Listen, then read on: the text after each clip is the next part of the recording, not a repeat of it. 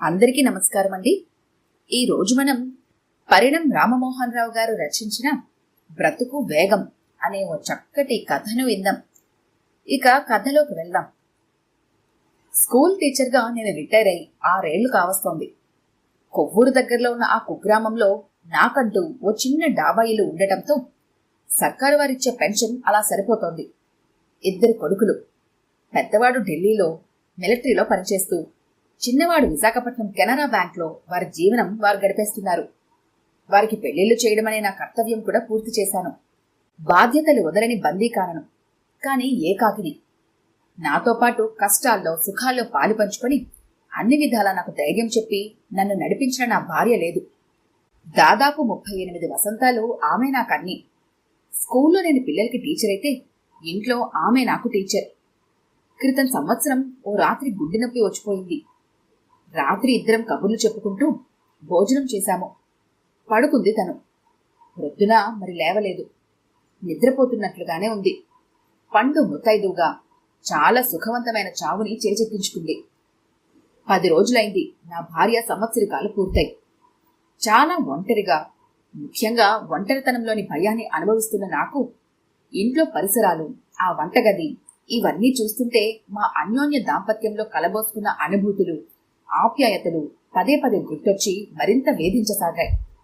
కొన్నాళ్ళు ఎక్కడికైనా వెళ్ళి అలా తిరిగి రావాలి అనిపించింది. ఇంటి గురించి నేను చూసుకుంటాను, మీరెళ్ళి రండని రామారావు మాస్టారు ధైర్యం చెప్పడంతో ఆ కోరిక మరింత బలపడింది. ఎక్కడికని వెళ్ళటం? పెద్దవాడు ఉండే ఢిల్లీకి ఈ వయసులో నేను ప్రయాణం చెయ్యలేను. చిన్నవాడు రఘు ఉండే విశాఖపట్నం అయితే నయమనుకుని వాడికి టెలిగ్రామ్ ఇచ్చాను. ఫలానా రోజు రత్నాచల్ ఎక్స్ప్రెస్లో బయలుదేరుతున్నాను అని. ప్రయాణం రోజు రానే వచ్చింది. రత్నాచల్ ఎక్స్ప్రెస్ విశాఖ చేరేసరికి మధ్యాహ్నం 1 గంట అయింది. వేసవికాలం మిట్ట మధ్యాహ్నం తన ప్రభావం ఏమిటో చూపిస్తోంది. కిటికీలోంచి చూస్తూ వాడికి చెయ్యి ఊపాను. రండి నాన్న, గంట లేటుగా వచ్చింది అన్నాడు నా సూట్ కేస్ బ్యాగ్ అందుకుంటూ. ఏరా, ఆఫీస్కి సెలవు పెట్టావా? గంట పర్మిషన్ తీసుకొని వచ్చాను. మిమ్మల్ని ఇంటి వద్ద దింపి మళ్లీ వెళ్ళాలి అన్నాడు. స్టేషన్ బయట విపరీతమైన జనం. ఆటో స్టాండ్లో ఆటోల కోసం, సిటీ బస్ స్టాప్లో వాటి కోసం జనం పరుగులు పెడుతున్నారు. లేట్ అయితే అవి కూడా దొరకవేమోనని ఆత్రంగా. త్వరలో విశాఖ మరో ముంబై అయిపోతుందనిపించింది ఆ వేగం చూస్తుంటే. ఇంటికి చేరేసరికి మధ్యాహ్నం 2 అయింది. మీరు స్నానం చేసి రెడీ కండి నాన్న, భోజనం చేద్దురుగాని అంటూ బాత్రూం చూపించాడు. స్నానం చేశాక గాని మళ్లీ మామూలు స్థితికి రాలేకపోయాను. ముఖ్యంగా గత 10 ఏళ్లుగా అసలు ప్రయాణాలు ఎరగని నేను ఈ కాస్త 5 గంటల అలసటకే తట్టుకోలేకపోయాను. వయసు తెచ్చిన మార్పేమో. భోజనం చేసి కాసేపు నడుం వాల్చాను. వాడు ఆఫీస్కి వెళ్ళాడు. కోడలు కూడా ఉద్యోగం చేస్తూ ఉండటంతో తను ఇంట్లో లేదు. సాయంత్రం 6 అవుతుండగా ఇద్దరు వచ్చారు. రాగానే బావున్నారా మావయ్య అంటూ ఆప్యాయంగా పలకరించింది కోడలు. వీడేడి రవి, ఇంకా వాడి చదువు పూర్తి కాలేదా అంటూ నా మనవడిని చూడాలన్న కుతూహలంతో అడిగాను. వాడు స్కూల్ నుంచి అలాగే ట్యూషన్కి వెళ్ళి 7 గంటలకు వస్తాడు మావయ్య. ఏం చదువులో ఏమిటో నాకేం అర్థం కావటం లేదు అంటూ తనకి వంత పాడుతూ నా పుత్రరత్నం. దాదాపు 7 గంటలవుతుంటే నా మనవడొచ్చాడు. దాదాపుగా అరబస్తాలాంటి బ్యాగ్ వీపున వేలాడదీసుకొని. తాతయ్య తాతయ్య అంటూ నన్ను వదలలేకపోయాడు వాడు. వాడి కోసం నేను తెచ్చిన తాండ్ర, తేగలు ఇచ్చాను. తాండ్ర మాత్రం తింటూ తేగల్ని చూపిస్తూ, ఇది ఎలా తింటారు మమ్మీ అంటూ వాళ్ళమ్మని అడిగాడు. నేను చెప్తాను రారా అంటూ ఓ తేగని తీసి డిమాన్స్ట్రేషన్ చేసి చూపించాను.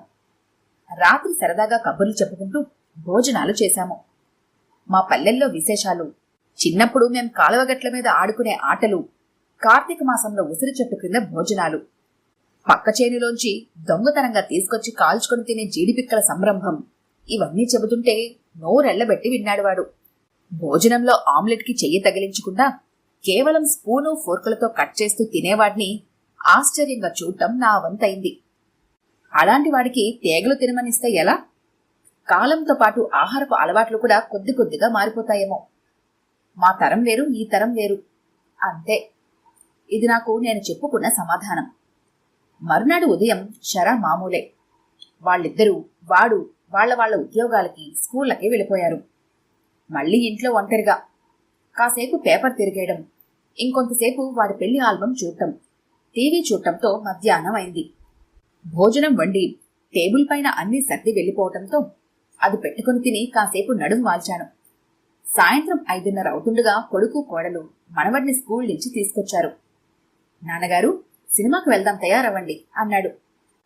నాకు అంతగా ఇష్టం లేకపోయినా వాడి సరదా ఎందుకు కాదనాలి అని సరే అన్నాను. అందరం కలిసి వెళ్ళాము. ఏటా మా ఊళ్ళో జరిపే అమ్మవారి జాతరలా ఉంది సినిమా థియేటర్ వద్ద జనాన్ని చూస్తుంటే. టిక్కెట్లు ఎలాగో కష్టపడి సంపాదించాడు. టిక్కెట్లు 20 రూపాయలట. అసలు ప్రతిదానికి నాకు నా రోజులతో పోల్చి చూడటం అలవాటైపోయింది. అలా పోల్చి చూసినప్పుడల్లా అయ్య బాబోయ్ అంటూ నిట్టూర్పు విడవటం కూడా పరిపాటి. సినిమా అయ్యాక ఆటోలో బయలుదేరాం. ఇంటికి వెళ్ళి ఇప్పుడేం వండుతాము, ఏదైనా ఫాస్ట్ ఫుడ్ సెంటర్ వద్ద ఆటో ఆపించండి, పార్సిల్ చేయించి ఇంటికి పట్టుకెళ్దాం అంటూ నా కోడలు దారిలో ఆర్డర్ జారీ చేసింది. ఏదో షాప్ ముందు ఆటో ఆగింది. నా కొడుకు వెళ్ళి ఏవో పార్సిల్స్ చేయించుకొని తీసుకొచ్చాడు. ఒరే రవి, ఫాస్ట్ ఫుడ్స్ అంటే ఏమిట్రా అన్నాను నేను. అసలు నాకేమీ తెలియదని దాని గురించి. అబ్బా, నీకేమీ తెలియదు తాతయ్య, రకరకాలు తినేవన్నీ మనం చెప్పిన వెంటనే నిమిషంలో పార్సిల్ చేసి ఇస్తారు, లేట్ అవ్వదు, అది ఫాస్ట్ ఫుడ్స్ అంటే అంటూ వాడి జ్ఞానం అంతా వెళ్లబోశాడు. ఆలు పాలకూరట, పన్నీర్ మసాలా ఇవన్నీ వాడు తెచ్చాడు. ఏదో భోజనం అయిందనిపించాను గాని అంతా యాంత్రికత. రాత్రి ఆ కబుర్లు ఈ కబుర్లు చెప్పుకుంటూ టీవీ చూస్తూ గడిపాము.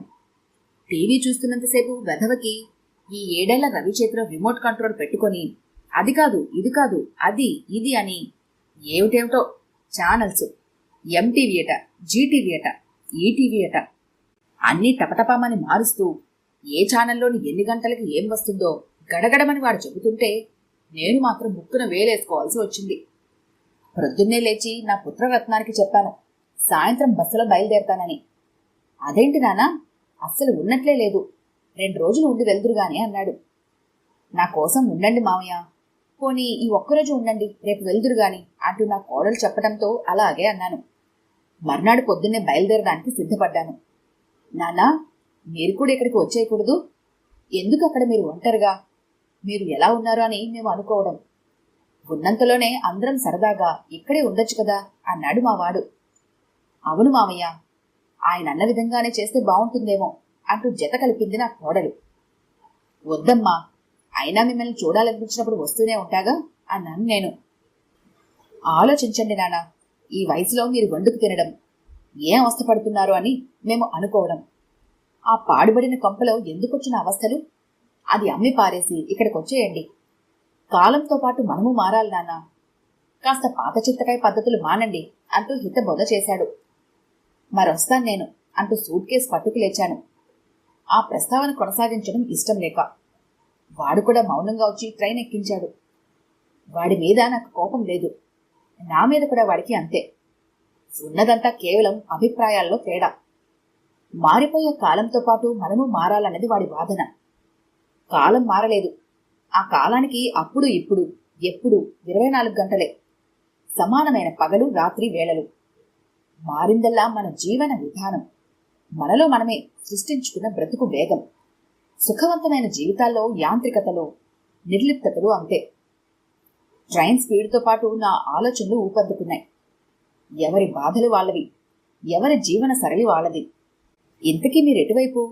మీ ఓటు నాకా, నా పుత్రరత్నానికా?